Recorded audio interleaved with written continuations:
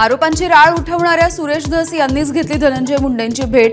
मुंडेंच्या निवासस्थानी भेट घेतल्याचं धस यांनी केलं मान्य।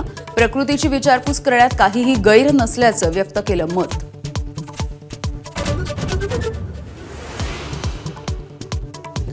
धस आणि मुंडे आपल्यासोबत 4.5 तास होते। चंद्रशेखर बावनकुळे यांची माहिती। सुरुवातीला खंडन करणाऱ्या सुरेश धसांकडून अखेर भेटीचा तपशील जाहीर।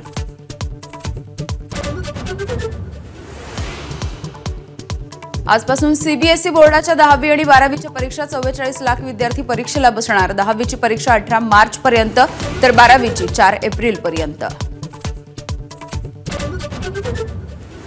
तुळजापूरच्या भवानी मातेचं मंदिर राज्य संरक्षित इमारत म्हणून घोषित। मंदिराच्या स्ट्रक्चरल ऑडिटचा रिपोर्ट समोर। त्यानुसार पुढील कामाची दिशा होणार निश्चित।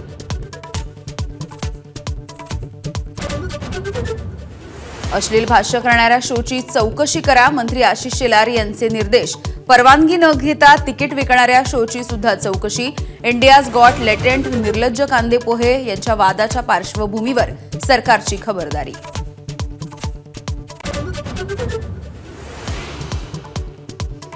राज्यात लव्ह जिहाद विरोधात कायदा आणणार। पोलीस महासंचालकांच्या अध्यक्षतेखाली विशेष समिती गठीत। लव्ह जिहाद, फसवणूक, बळजबरीचं धर्मांतरण रोखण्यासाठी पाऊल।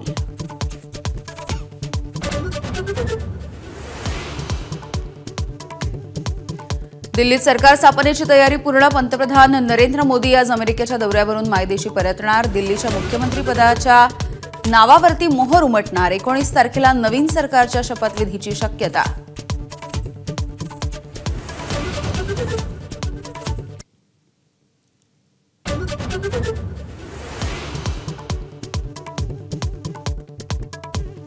अमेरिका आज आणखी 119 बेकायदेशीर भारतीय स्थलांतरितांना करणार हद्दपार। भारतामधून अवैधपणे अमेरिकेमध्ये गेलेल्या स्थलांतरितांना मायदेशी पाठवणारं दुसरं विमान आज अमृतसर विमानतळावरती उतरणार। तिसरं विमान उद्या भारतामध्ये येणार। युक्रेनमधल्या चेर्नोबिल अणुप्रकल्पावरती रशियाचा हल्ला। युक्रेनच्या अध्यक्षांचा दावा। रशियानं केला आरोपांचा इन्कार। हल्ला पूर्वनियोजित असल्याचा व्यक्त केला संशय। एबीपी माझा, उघडा डोळे बघा नीट।